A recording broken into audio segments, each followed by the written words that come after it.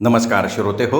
दीपक रेगे कथाकथन चॅनलवर आज तुम्ही ऐकणार आहात सुधीर सुखटणकर यांच्या चटपटीत या कथासंग्रहातली कथा अशी चौकशी तशी चौकशी. चौकशी या प्रकाराला मी भयंकर घाबरतो. हां, मी पोलीस चौकशीबद्दल नाही बोलत आहे. कधीकधी साधी चौकशीसुद्धा आपल्याला संकटात टाकू शकते. एकदा असाच कुठेसा ट्रेननी चाललेलो होतो. गाडीत नेहमीप्रमाणे गर्दी होतेच. काही माणसांना बोलल्याशिवाय 2 मिनटं स्वस्थ बसवत नाही. माझ्या शेजारी येऊन बसलेला इसम लगेचच सुरू झाला. काय गरम होतोय नाही का? हा डिसेंबर आहे का मे? काही कळतच नाही.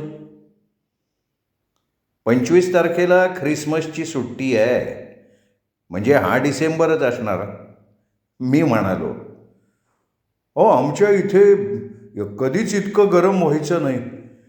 खिडकी उघडी टाकली की धो धो धो वारा घरात घुसायचा, पंखा त्या वाऱ्यावर फिरायचा. या महिन्यात आम्हाला कधी पंख्याचं विजेचं बिल भरायला लागलं नव्हतं. हो ना. बरं, तुम्ही कुठे राहता? या इथे मी सॉरी म्हणून पुढचा अतिप्रसंग टाळू शकलो असतो, पण बेटा असली चौकशी करतोय हे बघायची मला सुद्धा सुरू आली. अनोळखी माणसाला कोणी राहण्याचं ठिकाण कसं काय विचारू शकतो? मी प्रभादेवीला राहतो. शेजाऱ्याचा कात्रज करायच्या उद्देशानं मी म्हणालो. प्रभादेवीला जागांचे भाव काय वाढलेत नाही का? मागणी असली की भाव वाढणारच ना. आणि शिवाय तिथे सिद्धिविनायक आहे ना. सध्या प्रत्येकाच्या मनात असुरक्षिततेची भावना, म्हणून प्रत्येकाला आपण विघ्नहर्त्याच्या आसपास असावं असं वाटतं. प्रभादेवीला कुठल्या बिल्डिंगमध्ये राहता तुम्ही? निलांबरी. तोंडाला येईल ते नाव ठोकून देऊन मी मोकळा झालो आणि तिथेच फसलो. काय सांगताय काय? म्हणजे तुम्ही सुद्धा निलांबरीमध्येच राहता का काय? मनातल्या मनात कपाळावर हात मारून घेऊन मी त्याला विचारलं. जगात इतकी नावं असताना मला नेमकं हेच नाव सुचावं? नाही, मी बाजूच्या पितांबरीमध्ये राहतो. पण तुम्ही परवाच्या मीटिंगमध्ये कुठे दिसला नाहीत ते? त्यावेळी मी कामासाठी जरा बाहेर गेलो होतो. नाही, असं करू नका असं करू नका तुम्ही. आपल्या अस्तित्वाचा प्रश्न आहे. तो चहावाला एक दिवस आपली अख्खी गल्ली खाऊन टाकेल. कोणता चहावाला म्हणताय? माझी घोडचूक. अरे असं काय करताय? तुम्ही निलांबरीतच राहता ना? म्हणजे काय? आता तुमच्या गेटला लागून ती चहाची टपरी नाही का? ती होय. बरोबर आहे. तो चहात बुडवून अख्खी गल्ली खाऊन टाकेल. खरंय, तुमचं म्हणणं अगदी खरं आहे. आता मला प्रभादेवीला निस्तरणं भाग होतं. मग तुम्ही काय करायचं ठरवलंय? मी काय करणार? तुम्ही जे काय करायचं ठरवलंय त्याला माझा संपूर्ण पाठिंबा आहे. सक्रिय पाठिंबा म्हणा. तुम्ही कितव्या मजल्यावर राहता? खिशातून एक कागद काढून त्यात पाहत त्यांनी विचारलं. 3रा मजला. काय नाव काय म्हणालं? निलांबरी. बिल्डिंगचं नाही हो, तुमचं. कुलकर्णी. मी ठोकून दिलं. एकदा गाव ठोकून दिल्यावर नावाला वेगळा न्याय का? अरे मग तुमचं नाव या यादीत नाही कसं? तुमचा फ्लॅट क्रमांक काय म्हणालात? 14. मी त्याच्या यादीत बघून म्हणालो. तो फ्लॅट तर नार्वेकरांच्या नावावर आहे. मी भाड्याने राहतोय तिथे. ठीक आहे. 2000 काढा. त्या टपरीवाल्याविरुद्ध कारवाई करण्यासाठी आम्ही पुरेसा निधी जमा करतोय. मी काय कॅश घेऊन फिरतो का? उद्या याद येतो. उद्या येतो, पण माझं तुमच्याकडे आणखी एक काम आहे.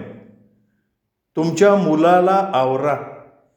खिडकीतून तो सारखा आमच्या घरात बघत असतो. नाही त्या खिडकीचा उपयोग काय? आता मीही आक्रमक झालो. अहो पण तुमच्या खिडकीसमोर आमच्या पालवीची बेडरूम येते ना. पालवी वयात आलेली मुलगी आहे. उद्या प्रकरण हाताबाहेर गेलं मग. मी 2-3दा तुमच्या मुलाला ठणकावलंय. आता तुम्ही त्याला समजावा. त्याला म्हणावं देशपांडे पोलिसात जाण्याच्या तयारीत आहेत. देशपांडे तुम्ही जाच पोलिसात. आमचं कार्ट आमच्या हातात राहिलेलं नाही. एकदा पोलिसी खाक्या समजला ना की येईल वटणीवर. मग तुम्ही सुद्धा स्वतःच्या घरात सुखानं राहू शकाल. हां बरं देशपांडे साहेब मी उतरतो. मला जरा इथे काम आहे. आता नार्वेकरांचं आणि त्यांच्या भाडेकरूचं जे काय व्हायचं आहे ते होऊ दे असा विचार करून मी माझी मान सोडवून घेतली. चांगली खिडकीची जागा मिळाली होती. पण नसत्या चौकशांना सामोरं जाण्यापेक्षा पुढच्या ट्रेनला लटकून जाणं परवडलं असा विचार मी केला. पण मला प्रभादेवीची निलांबरी सुचली कशी. माझा एक मावस भाऊ त्या सोसायटीत राहतो. त्यामुळे तिथला परिसर थोडा ओळखीचा आहे. थाप मारण्यासाठी सुद्धा थोडीफार माहिती आवश्यक असते ना. सदर ग्रहस्थ निदान बसल्या ठिकाणी तरी चौकशी करत होता. पण आमचा दोस्त पत्रावळी कुठे कुठे जाऊन चौकशा करतो. देशपांडेंनी चौकशी केली पण ते स्वतः काही गोत्यात आले नाहीत. पण ती किमया पत्र्याला चांगली साधली आहे. पत्र्या वाटेल तिथे घुसून वाटेल ती चौकशी करतो. एकदा एका वाण्याच्या दुकानाबाहेर उभा राहून तो दालचिनीचा किलोचा भाव काढून आलेला आहे. आणि केवळ उत्सुकतेपोटी आयुर्वेदाच्या दुकानात जाऊन तालीमखाना कसा असतो ते सुद्धा तो पाहून आला आहे. एखाद्या जोरात चाललेल्या हॉटेलचा दिवसभरात किती गल्ला जमत असेल याचं कुतूहल आपल्यालाही असतं. पण अशा एखाद्या हॉटेलच्या मॅनेजरला तसा सरळ प्रश्न टाकण्याचं धाडस फक्त पत्र्या करू शकतो. पत्र्याच्या या रिकामटेकड्या चौकशांबद्दल मी त्याला अनेक वेळा टोकलं आहे. पण तो म्हणतो टाईमपास बरा होतो आणि आपल्या ज्ञानात भर पडते ती वेगळी. असाच एकदा पत्र्या एका ट्रॅव्हल कंपनीच्या कार्यालयात घुसून थायलंड टूरची चौकशी करून आला. खरं तर पत्र्याला त्याच्या कोकणातल्या गावी जाणं सुद्धा परवडत नाही. पण ज्ञानपिपासून असले संसारी प्रश्न पडत नसतात. बरं तिथे जाऊन काय ती माहिती काढून घ्यायची का नाही. पण हा बेटा तिथं आपलं व्हिजिटिंग कार्ड देऊन आला. तेव्हापासून तिथल्या मार्केटिंग एक्झिक्युटिव्ह मुलीनं पत्रावळी वहिनींना भंडावून सोडून. त्यामुळे नवऱ्यावर त्या इतक्या चिडल्या की त्याने नवऱ्याला थायलंड सहलीसाठी सपत्नीक नाव द्यायला भाग पाडलं. त्यामुळे प्रोत्साहित होऊन ती पोरगी पत्रावळी वहिनींना युरोप टूरची माहिती पुरवायला लागली. त्या मुलीनं वहिनींवर असं काही गारूड घातलं आहे की वेगवेगळे प्रदेश बघण्यातच आयुष्याचं सार्थक आहे असा आता त्यांचा पक्का समज होऊन बसला आहे. हा समज बहुतेक पत्र्याला आपलं राहतं घर विकायला लावणार अशी आम्हा दोस्तांना भीती वाटायला लागली आहे. अशा विनाकारण चौकशा करणारे तसे थोडेच. पण एका गोष्टीची चौकशी करण्याची मात्र प्रत्येकावर अधूनमधून पाळी येत असते. एखादा नवीन पत्ता शोधताना चौकशी करावीच लागते. पण या गोष्टीसाठी तोंड उघडायचं बहुतेक पुरुषांच्या जीवावर येतं. कोणालाही न विचारता एखादा पत्ता शोधण्यात काहींना गंमत वाटते तर काहींचा पुरुषार्थ त्यात सामावलेला असतो. पण पुरुषांना कोणाला पत्ता विचारण्यात कमीपणा का वाटावा. कमीपणा वगैरे काही नाही हो. पुरुषाचा तो प्राचीन गुण आहे. आदिमानव शिकारीवर गुजराण करायचा. त्यासाठी त्याला प्रचंड भटकावं लागे. कुठली शिकार कधी मिळते कुठे मिळते याचं एकदा ज्ञान झाल्यावर त्याला पुन्हा पुन्हा त्या ठिकाणी जायलाच लागायचं. त्या काळात सर्वत्र जंगलाचं साम्राज्य. त्यामुळे पत्ता चुकण्याची शक्यता दाट. भाषेचा जन्म झालेला नव्हता. त्यामुळे ठिकाणांना नावं नव्हती. त्यामुळे कुणाला विचारायचं आणि कुठल्या भाषेत. आदिमानवाला सगळं पक्क लक्षात ठेवायला लागायचं. त्यामुळे दिशा आणि वाट पक्की लक्षात ठेवण्याचं बाळकडू त्याला आपोआप मिळत गेलं. त्यामुळे स्त्रियांपेक्षा पुरुषांना दिशांचं भान अधिक चांगलं असतं असं म्हटलं जातं. पुरुष कुणाला न विचारता स्वतः पत्ता शोधत फिरतात. एकदा सौ शलाका आणि मी कुठेसे निघालो होतो.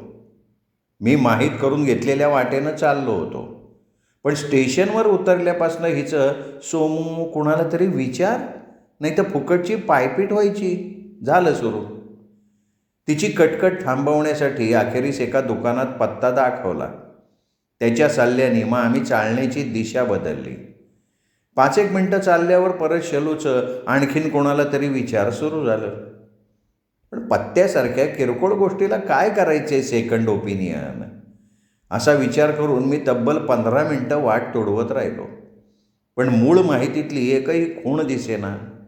तेव्हा सेकंड ओपिनियन घ्यायलाच लागला. त्यावेळी तो दुकानदार म्हणाला, अहो परांडेश्वर मंदिर इथे कुठे, ते पार त्या बाजूला राहिलं. बघ, मी बरोबर रस्ता पकडला होता शलू.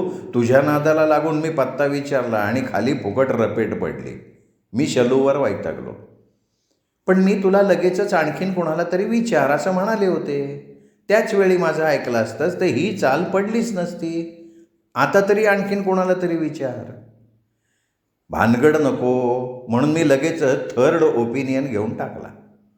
माझा एक मित्र तर अशा वेळी सरळ ओपिनियन पोलच घेऊन टाकतो आणि बहुमताचा रस्ता पकडतो. पूर्वी चौकशीवरून एक विनोद फार प्रचलित होता. त्या काळात त्याचा चावून चावून चोथा झाला होता. पण उल्लेख आलाय सांगूनच टाकतो. कोणता विनोद, ही चौकशी कोणाच्या मनात राहून जायला नको. एका बसस्टॉपवर एक वयस्क जोडपं येऊन उभं राहिलं. एक तरुण आधीपासून बसची वाट बघत होता. थोड्या वेळाने त्यांनी या काकांना टाईम विचारला. पण काका आपले ढिम्म. काही वेळाने तरुणाची बस आली. तो निघून गेला. मग काकींनी काकांना विचारलं, काय हो, तुमचं घड्याळ चालू आहे ना, मग त्याला किती वाजले ते का नाही सांगितलं तुम्ही? मी त्याला वेळ सांगितली असती की त्यांनी किती वेळ झाला, बसच आली नाही, या बसचं असंच असतं असं म्हणून माझ्याबरोबर चक्क गप्पा चालू केल्या असत्या. मग मी नोकरीला कुठं आहे, राहायला कुठं आहे, या विषयावर गप्पांची गाडी आली असती. आपल्याच भागात त्याची मावशी आणि आत्या निघाली असती तर त्यांनी ओळख वाढवली असती आणि मग तो आपल्या घरात येऊन टपकला असता. मग त्याच्या दृष्टीला आपली सुप्रिया पडली असती. मग तो तिच्या प्रेमात पडला असता. मग दोघांच्या लग्नाचा प्रश्न पुढे आला असता. अहो मग बरंच झालं असतं. वरसंशोधनाचा त्रास वाचून हुंडासुद्धा वाचला असता. नाही ते बरोबर आहे, पण ज्याची साधी घड्याळ घ्यायची ऐपत नाही त्याला आपली मुलगी देऊन टाकायची का? आता अर्थात घड्याळाला किंमत राहिलेली नाही आहे. माणसाची किंमत आता मोटारी आणि मोबाईलच्या मॉडेलवरनं होते. तपशील महत्त्वाचा नाही आहे, मुद्दा महत्त्वाचा आहे. त्या गृहस्थाचं बरोबरच होतं. विना चौकशी वाटेल त्या मुलाच्या गळ्यात काय पोटची पोर बांधायची? घराण्याची, मुलाची नीट चौकशी करायला नको? आयुष्यातली सगळ्यात महत्त्वाची कुठली चौकशी असेल ना तर तीही. पण आता काळ बदलला आहे. मुलं मुली एकमेकांची फारशी चौकशी न करताच शाळेत, कॉलेजात, क्लासमध्ये, नोकरीच्या ठिकाणी, नेटवर एकमेकांच्या प्रेमात पडून जातात. त्यामुळे आईवडिलांना सहसा चौकशी करण्याचा प्रसंग येत नाही. पण तशी पाळी आली तर मग आयती चालून आलेली संधी कोणी वाया दवडत नाही. मुलीची बाजू, मुलाची कुठकुठली चौकशी करते तर सगळ्यात आधी जात. प्रेमात जातपात धर्म कुठलाही चालतो, पण ठरवून लग्न करण्याच्या पद्धतीत मात्र जातच नाही तर पोटजात सुद्धा तपासली जाते. शिवाय गोत्र, त्यानंतर मुलाचं वय. आता प्रेमविवाहात तो मुलीपेक्षा लहान असला तरी चालून जातं आहे, पण इथे मात्र तो किमान 2 वर्षांनी मोठा हवा. त्याचवेळी दोघांच्या वयातलं अंतर 5 वर्षाहून अधिक नाही ना, ही सुद्धा खात्री करून घेतली जाते. मुलाची स्वतंत्र जागा आहे का? स्वतंत्र जागा असेल तर आईवडील चालवून घेतले जातात. पण तेही कसे? त्यांना रक्तदाब, मधुमेह वगैरे नाही आहे ना, याची चौकशी केली जाते. त्यांचीच नाही तर त्यांच्या आईवडिलांची सुद्धा. दीर्घायुष्य अनेकदा अनुवंशिक असतं आणि घराण्यात दीर्घायुष्याची परंपरा असेल तर आईवडीलसुद्धा ती परंपरा राखण्याची शक्यता जास्त. ते वेगळे राहत असले तरी म्हातारपण म्हटलं की दुखणी कोपणी आली, मग त्यांची काळजी घेणं आलं. यातून सुटका होईपर्यंत मुलांचं म्हातारपण समोर येऊन ठाकण्याची शक्यता. अर्थात हे नशिबाचे भोग असले तरी आपण चौकशी करून ठेवलेली बरी असा विचार केला जातोच ना. त्यानंतर नवऱ्या मुलाचा पगार, नोकरीतलं भवितव्य या गोष्टींची सुद्धा चौकशी केली जातेच. पूर्वी वरपक्ष मुलीचं शिक्षण, मुलीच्या अंगचे कलागुण याची चौकशी करत असे. म्हणजेच तिच्या पाककौशल्याची माहिती काढून घेऊन तिला गाणं, नृत्य, शिवणकाम, भरतकाम येतं का हे पाहिलं जाईल. तिला चालूनही दाखवण्यास सांगितलं जाईल. आता घरोघरी मोटारी झाले असल्यामुळे असेल कदाचित, पण चालण्याची परीक्षा काही घेत नाहीत. पण मग माहेरच्या चालीरीतींची चौकशी केली जाते. त्याचबरोबर मुलीच्या आईची, स्वतःच्या सासूसासऱ्यांची वागण्याची चौकशीसुद्धा आवर्जून केली जाते. ती मात्र अर्थात बाहेरून केली जाते बरं का. माणसाच्या आयुष्यात चौकशीचा आणखीन एक मोठा प्रसंग उद्भवतो, तो घर घेताना. जागा आवडल्यास कागदपत्र ठीक असल्याची चौकशी करणं, जागा जुनी असल्यास काही लोच्या नसल्याची सेक्रेटरीकडे चौकशी करणं क्रमप्राप्त. पण चौकशी इथे थांबत नाही. शेजार कसा आहे त्याची चौकशी करायलाच लागते. खरं तर कोणी काय खावं हा ज्याचा त्याचा प्रश्न. पण आता मांसाहाराचा मुद्दा ऐरणीवर आल्यापासनं ती चौकशी देखील केली जाते. काही काही वेळा 4-4 वर्ष सख्ख्या शेजाऱ्यांची तोंड ओळखसुद्धा होत नाही, पण आगाऊ चौकशी मात्र आवर्जून केली जाते. मुलं शाळेत शिकत असल्यास शेजारी शिक्षण खात्यातला अधिकारी किंवा कॉलेजचे प्राचार्य राहत असल्यास जागेला विशेष पसंती दिली जाते.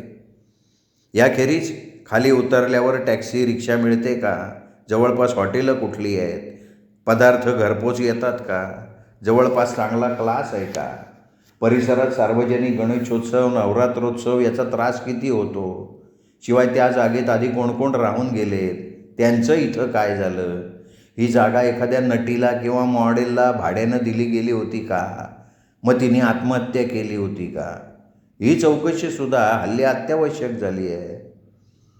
राहायला आल्यावर सगळ्यात आधी गरज भासते ती कामवालीची. घर घेताना ती चौकशी केलेली असतेच. एका विकसकानं तर घर घेतल्यास कामवाली मोफत अशी योजनासुद्धा दिल्याचं मी ऐकून आहे. अर्थात पगार आपण द्यायचा आहे. पण यावरून कामवालीचा प्रश्न किती बिकट आहे हे लक्षात येतं. पोलीस सांगतात नोकर ठेवताना सर्व चौकशी करून मग नोकराला कामावर ठेवा. पण नेमकी हीच चौकशी केली जात नाही. आणि कामवाल्या बाईला तर तिची फार चौकशी केलेली आवडतही नाही.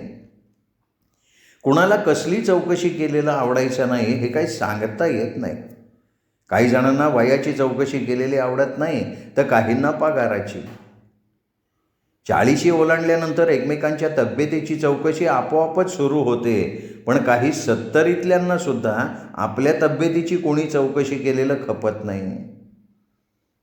पण हॉस्पिटलमध्ये ॲडमिट झालेल्या व्यक्तीची चौकशी करायलाच लागते. प्रघातच आहे तसा. कोणी ॲडमिट झाला तर ती वार्ता नातेवाईकात वायुवेगानं पसरते आणि चौकश्यांना ऊत येतो. ही चौकशी मात्र घरच्या लोकांना नकोशी होऊन जाते. आता घरट्यामागे माणसांची संख्या मोजकी.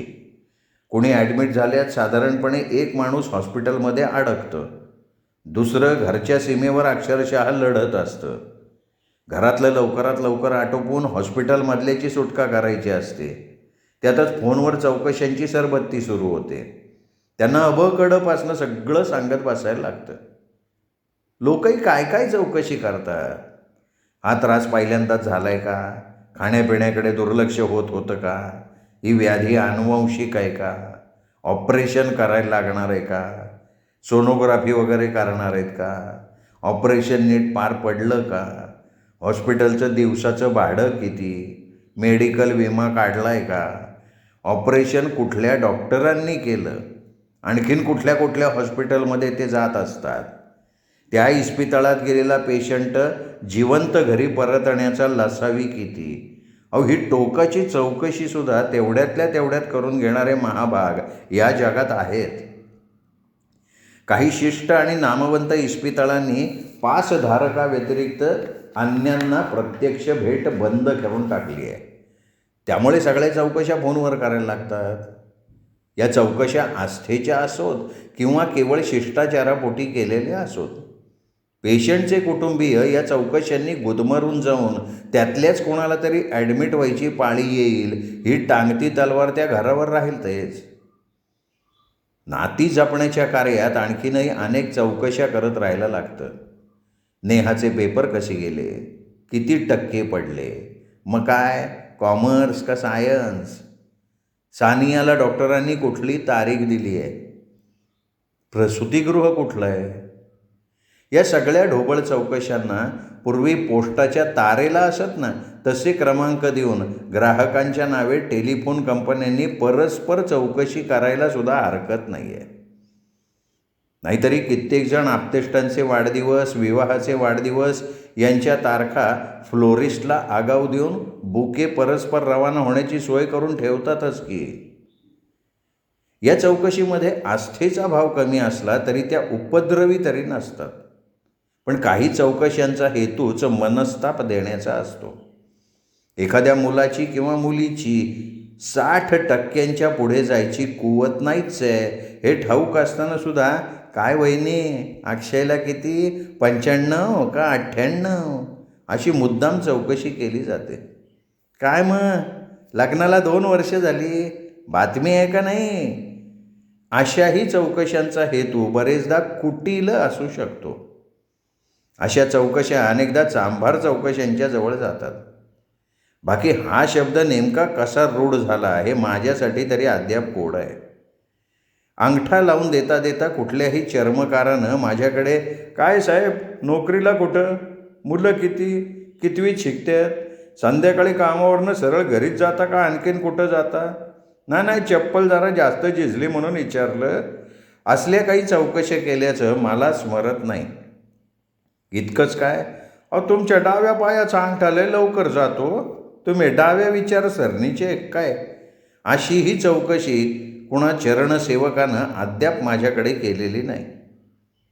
चौकशी हा शब्दच मुळात कसा आणि कुठून आला याचं मला कोडं होतं. खूप चौकशी करून ते सुटत नव्हतं, पण ते अलीकडे एक साधी चौकशी करता करता अलगद सुटून गेलं. चौकशी केल्यामुळे ज्ञानात भर पडते हे पत्रावळीचं म्हणणं अक्षरशः खरं आहे. आणि पुणे हे तर ज्ञानाचं माहेरघर, ज्ञानाची गंगोत्री समजलं जातं. त्यामुळे चौकशीचा उगमही तिथलाच असणार असं अनेक वर्ष वाटत होतं, पण पुरावा सापडत नव्हता. तो एकदा अनाईसे हातात आला. पुण्यात एकाला पत्ता विचारला असता तो म्हणाला, इथून सरळ चालत निघा, 3 चौक सोडा, 4थ्या चौकात डावीकडे वळा, मग पुन्हा 2 चौक सोडा, बेगड्या मारुती दिसेल, त्याच्या समोरचा वाडा. मुंबईत सिग्नलची तशी पुण्यात चौकाची भाषा चालते. पुण्याचे लोक चौकस बुद्धीचे. त्यावरून चौकशी शब्द प्रसवला का चौकशीचा संबंध चौकाशी आहे हा संभ्रम मला पडला असला तरी चौकशी शब्दाचा उगम मुळामुठेच्या काठावरचाच आहे याविषयी मात्र माझ्या मनात संदेह उरलेला नाही. श्रोते हो, तुम्ही ऐकत होता सुधीर सुखटणकर लिखित अशी चौकशी तशी चौकशी ही कथा देवज्ञ श्री या दिवाळी अंकाच्या 2010 सालच्या अंकामध्ये छापून आलेली होती. कथा कशी वाटली कमेंट करून जरूर कळवा. चटपटीत या कथासंग्रहातल्या सगळ्याच कथा अशाच चटपटीत आहेत. ऐकत रहा सुधीर सुखटणकर लिखित कथा, फक्त दीपक रेगे कथाकथन चॅनलवर. नमस्कार.